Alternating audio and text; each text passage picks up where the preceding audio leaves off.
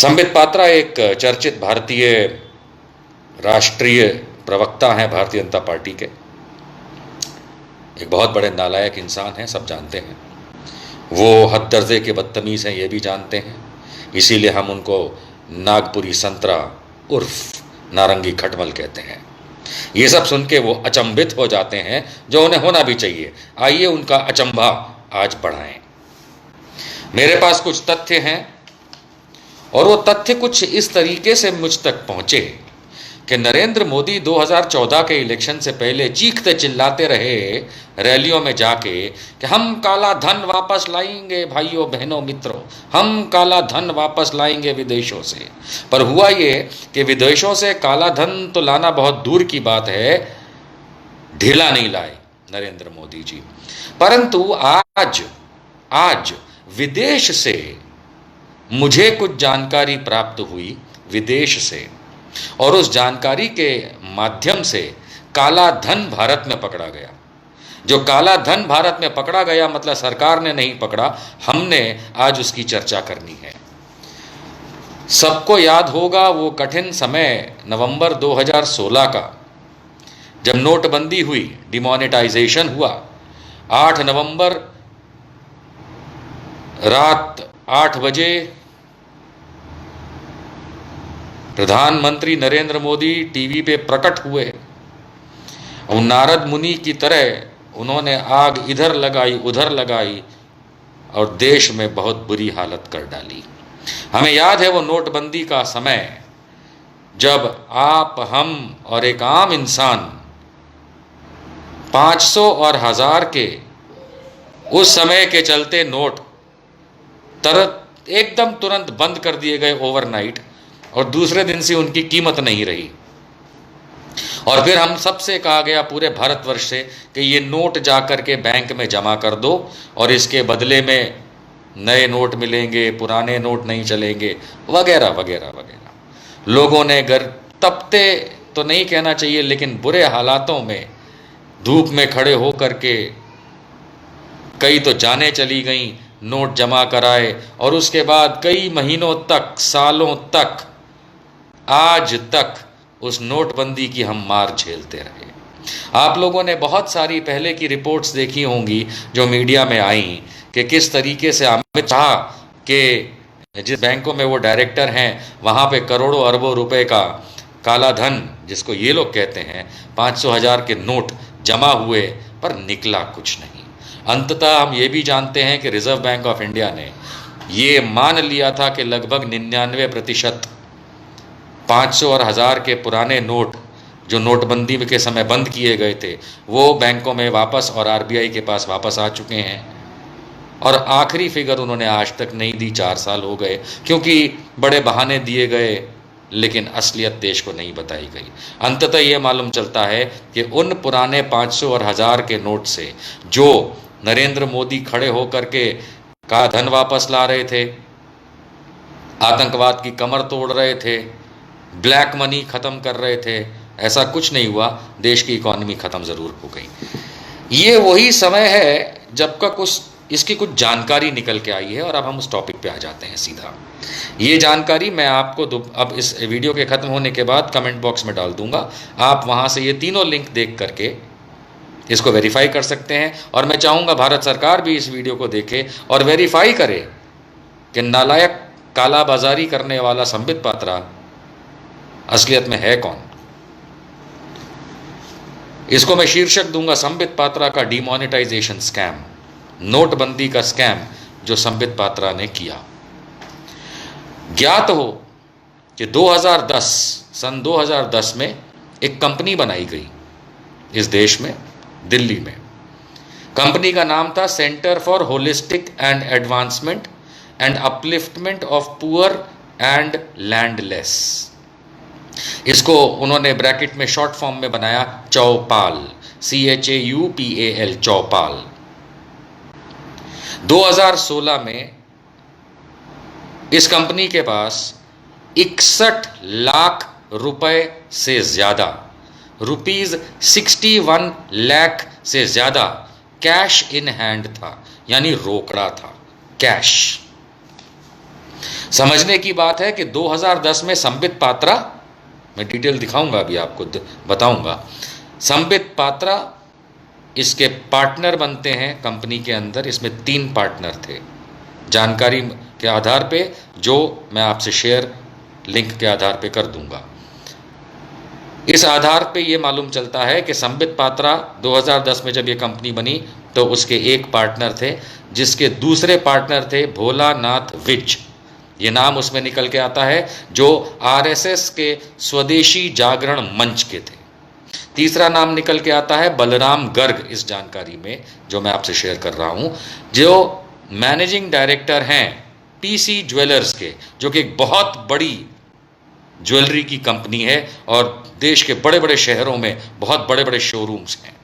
तो इन जानकारी के आधार पे जो आपसे इस लिंक में डाल दिया जाएगा और उसके अंदर ये सारी डिटेल्स प्रिंटेड हैं और अवेलेबल है फोटो के तौर पे, जिसमें इस कंपनी में, जिसका नाम था centre for holistic and advancement and upliftment of poor and landless उर्फ चौपाल, जिसके 3 मालिक बताए जाते हैं इस कागजों में। एक हैं संबित पात्रा जो भाजपा के राष्ट्रीय प्रवक्ता हैं, दूसरे हैं भोलानाथ विज, ये सब 2010 की बात है, भोलानाथ विज आरएसएस के स्वदेशी जागरण मंच के हैं, और तीसरे हैं बलराम गर्ग, श्री बलराम गर्ग मैनेजिंग डायरेक्टर दिखाए गए हैं पीसी ज्वेलर, जो कि एक बहुत बड़ी पीसी ज्वेलर कंपनी है जो सोने चांदी का व्यापार करती है, बड़े बड़े शोरूम्स हैं। अब इसके अंदर खास बात ये बताई गई उन पेपर्स के अंदर कि कंपनी जो है ये, इसका काम है पैसा छोटे छोटे लोगों को उधार देना। इसके अंदर ये निकल के आता है कि ये कंपनी बोरो करती है, उधार लेती है बहुत सारा पैसा अननोन सोर्सेस से, ऐसी जगहों से उधार लेती है जिसका कोई सोर्स नहीं है, और देती किसको है? छोटे छोटे माइक्रो फाइनेंसिस को कहते हैं, जिनको छोटी छोटी ज़रूरत होती है, 10,000, 20,000, 50,000 टाइप की, या उस तरीके की जो छोटी छोटी ज़रूरतें होती हैं। संबित पात्रा की ये कंपनी उनको छोटा छोटा माइक्रो फाइनेंस करती है और उसमें से इंटरेस्ट कमाती है, यानी ब्याज कमाती है। ये इस कंपनी का काम है। ये इस तरीके से पेपर्स में दिखाया है, जो पेपर्स मैंने एक्सपोज करने वाला हूं और ऑलरेडी जिसकी बात बता रहा हूं और लिंक में आ जाएंगे। समझने की बात यह है कि इन कागजात के हिसाब से ये कंपनी एनबीएफसी नहीं है, नॉन बैंकिंग फाइनेंशियल कॉरपोरेशन नहीं है, उस कैटेगरी में नहीं आती है, फिर भी ये धंधा करती है। दूसरा, सेक्शन 8 की कंपनी भी नहीं है, फिर भी ये धंधा करती है। तो आप समझ सकते हैं कि कितना बड़ा कांड संबित पात्रा अपने आगे बढ़ते हैं। 2010 ऑनवर्ड्स, ये बहुत ज़रूरी चीज़ है जानना, इसको वेरीफाई करना चाहिए और इसके लिए पुलिस को भी बीच में आना चाहिए कि 2010 में, इन डिटेल्स के हिसाब से 2010 में जब ये कंपनी बनी तब से ये ऑपरेट होती थी एक ऑफिस से। उस ऑफिस है, कंपनी का नाम, ऑफिस का नाम बताया जा रहा है इन कागज़ों में भारतीय मार्केटिंग डेवलपमेंट, BMD, और ये कंट्रोल ऑफिस किया जाता था आरएसएस द्वारा। ये आरएसएस का ऑफिस माना जाता है, जिसका बाहर बोर्ड था भारतीय मार्केटिंग डेवलपमेंट, आरएसएस का, और ये आरके पुरम दिल्ली में है। ये 2010 जब कंपनी खुली उसके बाद यहां से इन्होंने ये कांड करने शुरू किए। 2019 में मोदी जी की कृपा से, मोदी गवर्नमेंट की कृपा से इनको ऑफिस दिया गया दीनदयाल उपाध्याय मार्ग पे, DDU, जो दिल्ली में है। एक बहुत बड़ा प्लॉट दिया गया 2019 में, मोदी गवर्नमेंट ने इनको दिया, ये मानने में आ रहा है पेपर वर्क के हिसाब से, आरएसएस स्वदेशी जागरण मंच को ये दिया गया। ये मैंने आपको पहले बताया कि आरएसएस स्वदेशी जागरण मंच के भोलानाथ विज इस कंपनी में पार्टनर, और आरएसएस स्वदेशी जागरण मंच को ये ज़मीन मोदी गवर्नमेंट ने DDU, जहाँ पे खुद इनका नेशनल हेड ऑफिस है, उसके कहीं रोड पे, उसी रोड पे, DDU रोड पे दिल्ली में आरएसएस स्वदेशी जागरण मंच को ये जगह दी गई मोदी सरकार द्वारा, जहाँ पे ये कंपनी फिर शिफ्ट हुई। आप ये बात समझ सकते हैं कि ये किस तरीके की चालाकियाँ। आगे बढ़ते हैं। नवंबर 2016 में डीमोनेटाइजेशन, नोटबंदी होती है। जितने भी पुराने 500 और 1000 रुपए के नोट थे उस समय के, उनको कैंसिल कर दिया जाता है। मोदी जी प्रकट हुए टीवी पे, आज रात से 500 और 1000 के नोट नहीं चलेंगे। हो गया था। अब ये समझने वाली बात है कि इन 500 और 1000 नोट जो बंद किए गए, इनको एक स्पेसिफिक कोड नेम दिया गया या सरकारी नाम दिया गया, स्पेसिफाइड बैंक नोट्स। ये 500 और 1000 के पुराने वाले स्पेसिफाइड बैंक नोट्स जिनको रद्द कर दिया गया था, SBNB कहा जाता था। ये बात है 2016 की नवंबर में। अब हम एक चीज़ को समझने की कोशिश करते हैं कि 2000, और आप सोच रहे होंगे कि मैं बार बार इधर देख के क्यों कह रहा हूँ, मैं पढ़ रहा हूँ, मैंने नोट्स बनाए हैं, मुझे हवा में इस टॉपिक पे बात नहीं करनी है क्योंकि ये बहुत बड़ा खुलासा है कालाबाजारी का, बहुत बड़ा खुलासा है कि जिसके अंदर संबित पात्रा जैसे लोग लिप्त हैं। 2016 और 17 का जो फाइनेंशियल ईयर होता है, उस फाइनेंशियल ईयर के जो पेपर्स बाहर निकल के आए हैं कंपनी डिटेल्स के, जो मैंने कंपनी इसमें आपको बताई है इनकी, उसमें 8 नवंबर 2016 डिमोनेटाइजेशन शुरू होता है। 8 नवंबर 2016 से 30 दिसंबर 2016 डिमोनेटाइजेशन खत्म होता है, यानी कि पैसा जमा करने का 500,000। ये जो ड्यूरेशन दी गई थी 8 नवंबर 2016 से 30 दिसंबर 2016 के बीच में, इस कंपनी ने, संबित पात्रा की कंपनी ने बैंकों में जो पैसा जमा किया 500 और 1000 रुपए का नोट, उसकी डिटेल्स इस प्रकार से है कि कंपनी के पास 61,52,000 रुपए कैश, रोकड़ा, उन पुराने 500,000 रुपए के नोट जिसकी टोटल कीमत होती है 61,52,000, 61,52,000 रुपीज, ये उन्होंने बैंकों में जमा किए। ये सारी की सारी कैश वो पुराने वाले 500 और 1000 रुपए की नोट थे। अब आप बोलेंगे इसमें क्या बड़ी बात है, सबको बोला था, आपने भी किया, मैंने भी किया। समझते हैं आगे। ये कैश क्या RSS का था? ये कंपनी करती क्या थी? इसने आज तक स्पेसिफाई नहीं किया कि कहां से ये पैसा लेती थी, और ये छोटा छोटा फाइनेंस जो गरीबों को कह लीजिए या ज़रूरतमंद को कह लीजिए, छोटा फाइनेंस तो वही लेते हैं, 5,000, 10,000, 15,000, 20,000। उसकी मोडालिटीज़ क्या थी? सोना रखा था, चांदी रखता था, किस तरीके का व्यवहार था, किसके आधार पे वो इनको माइक्रो फाइनेंस करता था, वो सब तो खुल के आएगा जब ये चीज़ें सरकार इस पे कदम उठाएगी। लेकिन 61,52,000 रुपया कैश तकरीबन इन 500 और तकरीबन नहीं, एग्जैक्ट 61,52,000 रुपया कैश इस कंपनी के पास, संबित पात्रा की कंपनी के पास कर क्या रहा था? जिस दिन डिमोनेटाइजेशन हुआ उस दिन कर क्या रहा था? क्योंकि उसके बाद इन्होंने 8 नवंबर से लेकर के 30 दिसंबर के बीच में ये पैसा बैंकों में जमा किया। अच्छा, ऐसा भी नहीं है कि ये शायद इनके पास कैश पड़ा था। क्या ये धंधा कर रहे थे लोगों से ले करके? क्या ये बैंकों में अपने अकाउंट में जमा करा रहे थे? क्या था ये तो सरकार पता करेगी। ना इनकम टैक्स ने, ना CBI ने, ना पुलिस ने, ना बैंकों ने इस पे सवाल उठाए। क्या एक कंपनी जो माइक्रो फाइनेंस में थी उसने 2 महीने के दरमियान, लगभग पौने 2 महीने के दरमियान इतना रुपया जमा कराया? एक बहुत इंपॉर्टेंट बात निकल के ये आती है दोस्तों, क्योंकि मैंने भी चेक किया, मैंने संबित पात्रा का जो एफिडेविट है 2019 का लोकसभा इलेक्शन जो उसने पूरी उड़ीसा से लड़ा था, तो उसका मैंने एफिडेविट चेक किया। हैरान हो जाएंगे आप ये जान के कि एफिडेविट में इस कंपनी का उल्लेख तक नहीं है। संबित पात्रा ने अपने चुनावी एफिडेविट 26A फॉर्म जो बोला जाता है उसमें इस कंपनी का उल्लेख तक नहीं किया 2019 में। ये बहुत कमाल की बात है। आइए कुछ टेक्निकल बात और समझ लेते हैं। कंपनी एक्ट, अब मैं जो आपको मैंने पहले ही बताया कि मैं लिंक्स शेयर कर दूंगा इसके अंदर, उसके अंदर सारी आपको डिटेल्स प्रत्यक्ष दिखेगी क्योंकि वो फोटो फॉर्म के अंदर वहाँ पे प्रिंटेड है और छपी हुई है। इसमें कंपनी की डिटेल्स देखते हैं। कंपनी डिटेल्स क्या है? कंपनी डिटेल कंपनी एक्ट में रजिस्टर्ड है।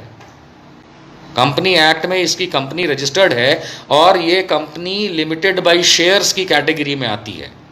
कंपनी लिमिटेड बाय शेयर्स उसमें लिखा हुआ है, कंपनी लिमिटेड बाय शेयर्स की कैटेगरी में आती है। और संबित पात्रा की कंपनी सब कैटेगरी जो दिखाई है वो है कंपनी लिमिटेड बाय शेयर्स, और सब कैटेगरी है इंडियन NGO के नाम से रजिस्टर्ड, कि वो इंडियन NGO है। सेक्शन 25 उन्हीं कागज़ों में लिखा हुआ है, मैं कुछ अपने मन से नहीं बताता हूँ। उसी कागज़ जो शेयर करूँगा आप देखेंगे, उसमें साफ लिखा है कंपनी एक्ट की डिटेल में कि सेक्शन 25 का इसका लाइसेंस नंबर है 100992, रजिस्ट्रार ऑफ कंपनी ROC का रेफरेंस नंबर है A93207306 और ये दिल्ली का है। समझ रहे हैं?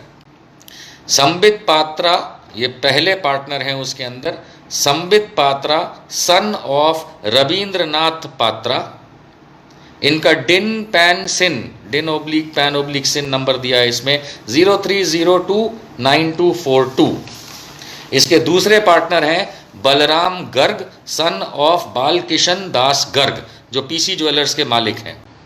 इनका डिन ओब्लिक पैन ओब्लिक सिन नंबर दिया है 00328083। और भोलानाथ विज जो RSS स्वदेशी जागरण मंच के हैं, सन ऑफ जय गोपाल विज। ये सारी डिटेल्स दी हैं इन कागजों में। उनका डिन पैन ओब्लिक सिन नंबर दिखाया है 00088856। आप सोचिए, ये सारे के सारे कागजात ROC में है, रजिस्ट्रार ऑफ कंपनी में है। ये कंपनी रजिस्टर्ड है, ये कंपनी रजिस्टर्ड है, जिसको शॉर्ट फॉर्म है चौपाल और पूरा नाम है holistic and advancement and upliftment of poor and landless, जिसके ये 3 मालिक हैं, जिन्होंने नोटबंदी के समय 61,52,000 रुपए, जिसके कहां से आए इसका कोई स्रोत नहीं है। कहा जाता है छोटे छोटे फाइनेंस देते थे ये, माइक्रो फाइनेंस जो है, और उसका ब्याज खा करके ये कंपनी चलाते थे। इसका कोई इन्होंने उल्लेख नहीं किया अपने एफिडेविट के अंदर। कमाल की बात है कि नोटबंदी के समय 61,52,000 रुपए कैश ऑन हैंड, 500 और 1000 रुपए के इन्होंने नोट जमा किए। आप सोचिए, 61,52,000 रुपए एज ऑन 8/11/2016, जो मैं लिंक शेयर करूंगा इसके अंदर, उसमें ये पूरा का पूरा डिटेल है तारीख के साथ। क्योंकि इस कंपनी के अंदर 30/12/2016 को सिर्फ 1,04,554 104,554 rupees he cash in hand बाकी रहे। यानी कि इस कंपनी के पास तब भी कैश था, हो सकता है अदर डिनोमिनेशन में हो, जो उस पुराने 500 1000 में ना हो, 100 में हो, 50 में हो, 20 में हो, 10 में हो, सिक्के हों, जो भी हों। लेकिन जो पैसे इनके पास कैश इन हैंड बचे, क्योंकि ये सारा का सारा इनकी कंपनी डिटेल्स में से निकल के आ रहा है कि इनके पास 30 दिसंबर 2016 को सिर्फ 1,04,554 रुपीज़ कैश इन हैंड बचा। आप जब डिटेल देखेंगे तो आप में उसमें छपा हुआ मिलेगा, उसको कैलकुलेट करने की आवश्यकता नहीं। उसके अंदर उन्होंने साफ लिखा है कि 8 तारीख को 61,52,000 रुपए पुराने 500 और 1000 रुपए के नोटों में इस व्यक्ति ने अपनी कंपनी से जमा कराए। कोई भी इंसान, कोई भी व्यक्ति ये जानता है, अगर नहीं जानता है तो समझ ले।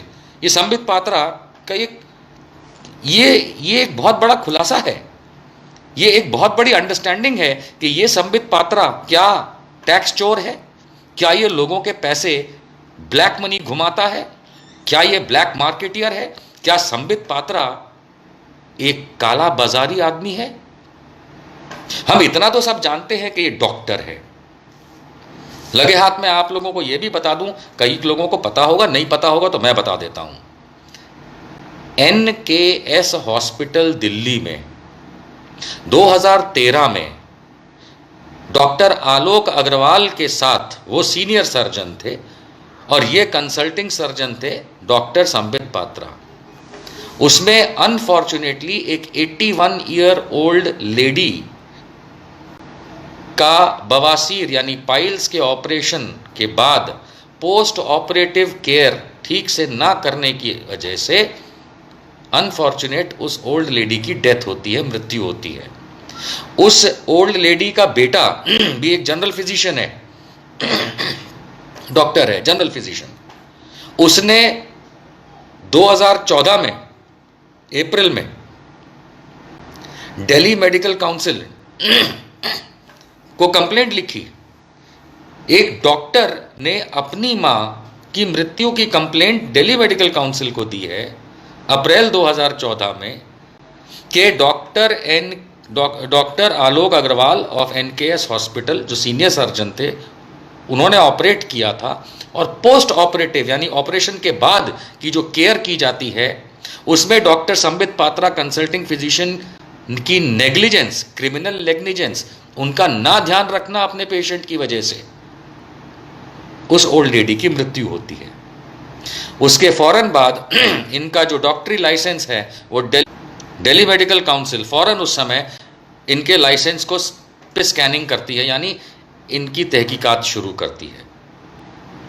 अर्थात ये कम से कम 2013 तक तो कंसल्टिंग फिजिशियन थे, और फिर इनके ऊपर कंप्लेंट हुई, इसलिए इनकी डॉक्टरी बंद हुई। इनका लाइसेंस शायद सस्पेंडेड है, ये तो ये बताते ही नहीं है, कभी कहीं प्रैक्टिस नहीं करते, और यही 2014 से ये टीवी पे बैठ करके भारतीय जनता पार्टी की तरफ से देश को बदनाम करते हैं। आज भी मेरे ख्याल तहकीकात की जाए तो दिल्ली मेडिकल काउंसिल एसोसिएशन ने इनका अभी तक लाइसेंस फ्री नहीं किया है। ये डॉक्टरों के नाम पे धब्बा है, लेकिन वो क्रिमिनल नेग्लिजेंस है, उसमें मैं ज्यादा नहीं कह सकता, आप ज्यादा नहीं कह सकते, क्योंकि ये व्यक्ति का वो पर्सनल मामला है, प्रोफेशनल मामला है, उस बारे में ज्यादा हम किसी की क्या बुराई करें। बहुत से डॉक्टर्स के साथ ये होता है, और उनको फिर इंडियन मेडिकल एसोसिएशन या दिल्ली मेडिकल एसोसिएशन या दूसरी एसोसिएशंस जाने देती हैं। आज तक तो मेरे ख्याल से किसी पे ज्यादा हुआ नहीं है, लेकिन इनका अधिकार है कि ये टेलीविजन पे बैठ करके बकवास करें, क्योंकि गोदी मीडिया में बैठते हैं। इनका अधिकार है कि ये गरियाते फिरें, उई उई पुई पुई करते फिरें, इनका अधिकार है, इन्हें आता ही क्या, यही आता है। लेकिन डॉक्टर संबित पात्रा 61,52,000 रुपए कैश कहां से आया था? क्या यह आरएसएस का पैसा था जो आप गोल घुमाते हैं? क्या यह आरएसएस के पास आने वाले काले धन का हिस्सा था? क्या यह सिर्फ 61,52,000 जो कि शेयर कर रहा हूं मैं डिटेल्स इसके अंदर, जो आप देख करके बताएं कि क्या ये आपके पैसे थे, आरएसएस के थे, मोदी के थे, अमित शाह के थे? किसका ब्लैक मनी था? ये किसका ब्लैक मनी था? बड़ी बड़ी कंपनियों के पास 10 लाख रुपया कैश हाथ में नहीं होता है, और ये 61,52,000 रुपए जमा कराते हैं, और इन पे कोई कार्रवाई नहीं होती। ये कालाबाजारी हैं, ये मोदी के चेले हैं, ये मोदी को अपना बाप बोलते हैं। अब बाप अपने बेटे के ऊपर थोड़ा ना ज्यादा कुछ करेगा। यह है भाजपा का असली चेहरा। दोस्तों, संबित पात्रा से पूछिए, भारत सरकार से पूछिए, मोदी से पूछिए, मैं पूछता हूं कि आप लोग काला धन वापस लाएंगे? वो तो कर नहीं पाए, लेकिन काला धन देश में बनाएंगे खुद के फायदों के लिए, अपने लोगों के फायदों के लिए, देश को धोखा देंगे। Anti national BJP, anti national Narendra Modi, देशद्रोही संबित पात्रा, जाओ पाकिस्तान। ये खुलासा सबको इस देश में देखना चाहिए। बस आज के लिए इतना। मैं अभी लिंक शेयर कर दूंगा नीचे, 3 लिंक हैं, आप ये चीज़ खुद देख सकते हैं। आशा करता हूं कि भारत सरकार, चाहे ये वाली नहीं, आने वाली, पकड़ के डालेगी इन नामुरादों को, देशद्रोहियों को, टैक्स चोरों को, काला बाजारियों को, जो कि संबित पात्रा से लेकर नरेंद्र मोदी तक फैले हुए हैं।